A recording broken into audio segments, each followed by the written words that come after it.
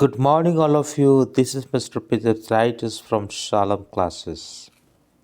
So, friends and students, today we will discuss Unit 7, The Spectator Club. This is written by Richard Steele. In this chapter, we will discuss the summary, or there are almost 6 characters and 6 persons are there in the spectator club. How were they and what was their qualities? According to Richard Steele, we will discuss about that. So, those who are visiting newly this channel, I request them to subscribe this channel and hit the bell icon also, and also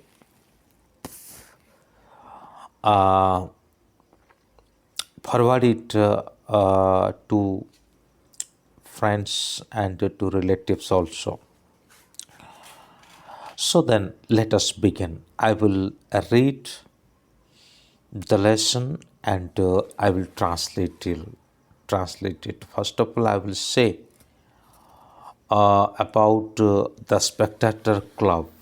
Okay, so it is the finest achievement. Okay, the most important thing is ये एक finest achievement है. This essay was published the Spectator, है ना. ये जो ऐसे है एक स्पेक्टेटर के रूप में उसको पब्लिश किया गया. The first essay in the spectator was contributed by Addison. ये स्पेक्टेटर का पहला ऐसे जो है ये एडिशन के द्वारा कंट्रीब्यूटेड किया गया था. द सेकेंड ऐसे the Spectator club was stills contribution. पहले स्पेक्टेटर के नाम से आया जो एडिशन के द्वारा लिखा गया था. बाद में ये स्पेक्टेटर क्लब के नाम से आया और जो स्टील के द्वारा लिखा गया है. ओके, इसमें ज़्यादा जब आप आंसर्स लिखेंगे तो ये 2 लाइन को ज़रूर आप लिखें और इस चीज़ को लिखना ना भूलें.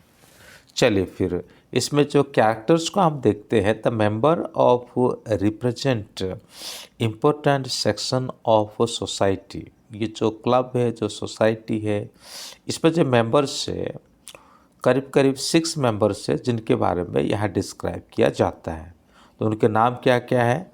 Sir Roger de Coverley, captain Sentry, sir Andrew Freeport, Will Honeycomb, the clergyman and the student of law. ठीक है, ये सभी मेन कैरेक्टर्स है यहाँ पे. ऑथर के बारे में बताएं तो ज़्यादा कुछ बताने का ज़रूरत नहीं है. जो रिचर्ड स्टिल है ये डबलिन में उनका जन्म हुआ था जो आयरलैंड में है. उनका एजुकेशन चार्टर हाउस और साथ ही साथ ऑक्सफोर्ड यूनिवर्सिटी में हुआ था. तो बिना डिग्री लिए वो आर्मी में ज्वाइन करते हैं 1694 में. उसके बाद 1713 में एक वो पार्लियामेंट का एक मेंबर बन जाते हैं. बस और उससे ज़्यादा हम और कुछ नहीं देखते. बाकी आप यहाँ पे खुद पढ़ करके देख लीजिए क्योंकि वीडियो ज़्यादा लंबा हो जाएगा. तो आज जैसे कि मैंने कहा था कि मैं आपको समरी बताऊंगा क्योंकि उसमें टेक्स्ट जो है काफ़ी लंबा है और बहुत समय भी लगेगा. It will be taking very long time. So that is why I want to take your attention toward the summary. Okay, so if we understand the summary, so that will be very easy to understand this chapter. And if we remember or if we catch up the summary, and according to that way we can attend the question answer also during the examination time. Okay, let's start. still talks about the first gentleman of his company, whose name is Sir Roger de Coverley। तो पहले अपने जो company है, अपने जो साथी है, उन साथियों में से सबसे पहले और स्टिल यहाँ पे क्या करते हैं कि जो एक मेंबर है उनका रॉगर टी कावली, उनका बारे में पहले परिचय देते हैं। The people who knew about the county of sir Roger new sir Roger के काउंटी के बारे में अगर कोई जानते हैं तो ज़रूर वो रॉगर सर को जानते हैं। Sir Roger was a man of extra ordinary nature. ये एक एक्स्ट्रा ऑर्डिनरी स्वभावित व्यक्ति थे and had a good sense, और साथ ही साथ उनके अंदर एक अच्छा सेंस होता था, यानी जिसे कहते हैं नॉनसेंस, है ना।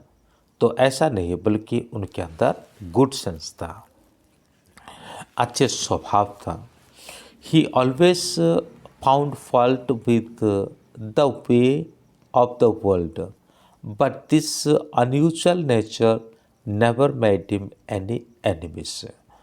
उनके अंदर एक स्वभाव ये था कि ये वर्ल्ड का जो फॉल्ट है और उसको देखते हैं, और इस स्वभाव के चलते उनका कभी किसी के साथ दुश्मनी नहीं हुई। Sir Roger had a unique capacity to please others. उनके पास एकमात्र कैपेसिटी था जो क्या कर सकता था कि दूसरों को प्रभावित कर सकता था, दूसरों को खुश कर सकता था। Sir Roger was a bachelor because he was disappointed in the love of a beautiful window. Sir Roger जो है एक बैचलर यानी बिना शादीशुदा किया हुआ और व्यक्ति के रूप में रहे, क्योंकि एक विधवा के साथ उनका लव हो गया था, उसके चलते वो बहुत डिसअपॉइंटेड थे। Before this disappointment sir Roger was a normally happy young man. इस प्रकार जो निराशा के वातावरण आने से पहले, है ना, सर रॉगर जो है एक सामान्य बहुत खुशहाल व्यक्ति हुआ करते थे। He moved in a society of important person like Lord Rochester and Sir George Athlegage। तो इन दो व्यक्तियों की तरह वो सोसाइटी में एक विशेष भूमिका अदा करने वाले व्यक्ति थे। However, after being ill-used by the widow, he lost all his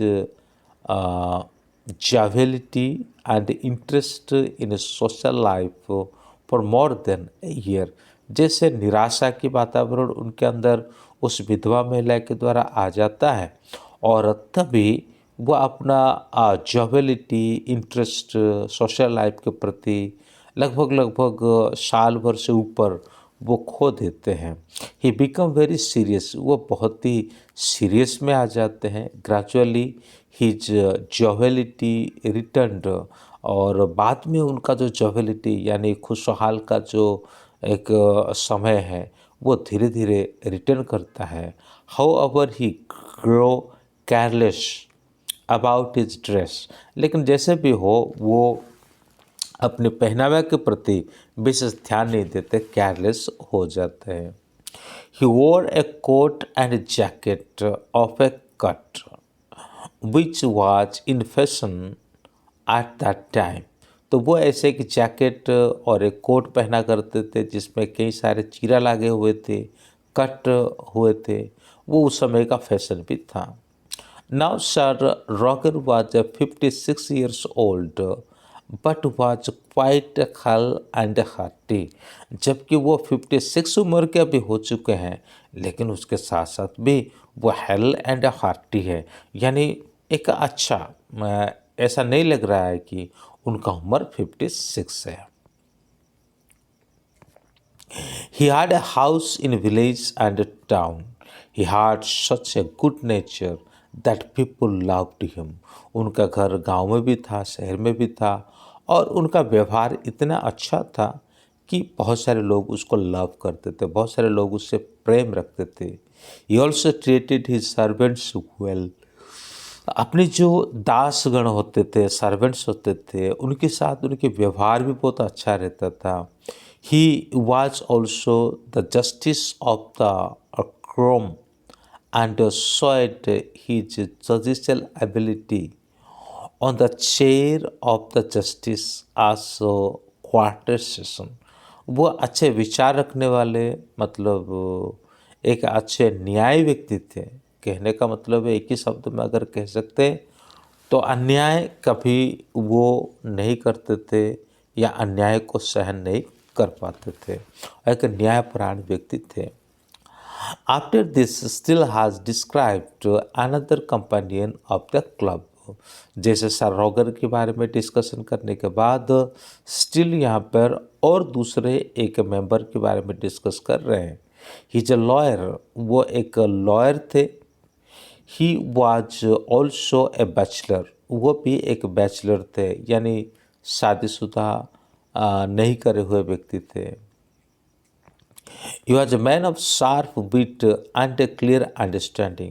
वो व्यक्ति बड़े चालाक और बुद्धिमान और साथ ही साथ अच्छे समझ रखने वाले व्यक्ति हुआ करते थे। He chose his occupation rather to obey the direction of his old father than to incline to his own tendencies। वह अपने ऑक्यूपेशन के से बढ़कर उनके पिता का जो दिशा निर्देश है उसको ज़्यादातर अहमियत देते थे और उसको ज़्यादातर मानते थे। He took to the study of law in obedience of his father. उन्होंने कानून की जो पढ़ाई करी वो केवल उनके पिता का ओबीडियंस के कारण, यानी पिता को मना नहीं कर सकते थे या पिता को बहुत मानते थे, इसी के चलते वो कर रहे थे। He was more interested in study of drama and dramatic criticism. बहुत सारे ड्रामा को पढ़ने में रुचि रखते थे और साथ ही साथ ड्रामेटिक क्रिटिसिज्म जो है, ड्रामेटिक आलोचना जो है, उसको वो ज़्यादातर क्या करते थे और पढ़ाई क्या करते थे। The philosopher like Aristotle and Longinus were well understood by him। एक फिलोसोफर एरिस्टोटल और लॉन्गिन्यूस, इन सभी के बारे में बहुत ही जानकारी रखने वाले, उनके किताबों को पढ़ने वाले एक व्यक्ति थे ये। His father use to send to him various question on law in order to ensure his son progress in legal studies. पिताजी उनके पढ़ाई में विभिन्न प्रकार के प्रश्न पूछते हुए और भिजवाते हुए वो उनका प्रोग्रेस को चेक करते थे और उनको मदद भी करते थे। The son outwitted the father by getting them answered through a lawyer whom he had engaged for the purpose। तो इस तरह से पिताजी के जो मदद के कारण, उनके दिशा निर्देश के कारण, और वो अपने उद्देश्य में कामयाब हो जाते हैं। Nobody took him as a fool, but only his friend knew that he had a great wit। कोई भी व्यक्ति उसे उल्लू नहीं बना सकता था, ठीक है, नहीं समझ सकता था। उसके दोस्त जो है भली भांति समझते थे, जान लेते थे कि विट यानी कि बुद्धिमान व्यक्ति है। He like to read the books, वो किताब को पढ़ना बहुत पसंद करते थे। Which were not of the age he lived, यानी किताब को बिना पढ़े वो कभी नहीं रहते थे। He was failure with writing custom, action and manner of ancient writer which made him a keen observer of the worldly affair। तो उनका जो फेमिलियर जो है writing, he was familiar with the writings, वो राइटिंग से, custom से, action से, manner से और अनशियंट राइटिंग से, इन सभी चीज़ों से वो बहुत फेमिलियर थे। और वर्ल्ड का अफायर के बारे में, मतलब दुनियादारी बारे में जो है वो भली भांति ऑब्जर्व कर पाते थे इसी के कारण। He was a good critic, और वो एक अच्छे क्रिटिक भी थे, ठीक है, वो एक अच्छे क्रिटिक भी थे। क्रिटिक का मतलब होता है जो क्रिटिसाइज करता है। His real hour of business was the time of the play, the presence of an able critic among the audience would use the actors to give the best performance possible. तो उनके critic जो है, और उन critic में वो जो actor का जो बहुत ही अच्छा परफॉर्मेंस है उनको डिस्क्राइब करते थे। उसके बाद हम फिर दूसरे व्यक्ति को देखेंगे, सर एंड्रयू फ्रीपोर्ट, है ना, sir Andrew Freeport. Next the author has discussed about sir Andrew Freeport, who was a good businessman of London. तो बाद में सर एंड्रयू के बारे में यहाँ पे स्टिल बताते हैं, जो कि एक अच्छे बिजनेसमैन लंदन से थे। He was very laborious, experienced and hard a great understanding. वो बड़े मेहनती व्यक्ति थे और काफ़ी अनुभवी व्यक्ति थे, और उनका अंडरस्टैंडिंग पावर भी बहुत अच्छा था। His knowledge of commerce was extensive, का जो कॉमर्स का जो ज्ञान है वो एक्सटेंसिव है, बहुत विशाल था। He had his own ideals of the way of enlarging a country trade. He was of the opinion that dominion may be extended by art and industry than by power. Diligence or industry alone would help the country to gain things permanent value and sloth idleness more than the sword. He used the ruin of many nations. He caused the ruin of many nations. तो अब sir Andrew के बारे में हम कल discuss करेंगे, क्योंकि video थोड़ा बड़ा हो गया, ठीक है। सर एंड्रयू के बारे में सेकंड पार्ट में हम सर एंड्रयू, फिर उसके बाद अदर जो राइटर हैं उनके बारे में, अदर जो मेंबर है क्लब के, उनके बारे में हम डिस्कशन करेंगे। तो आज के लिए इतना है। Thank you. May God bless you. Have a good day.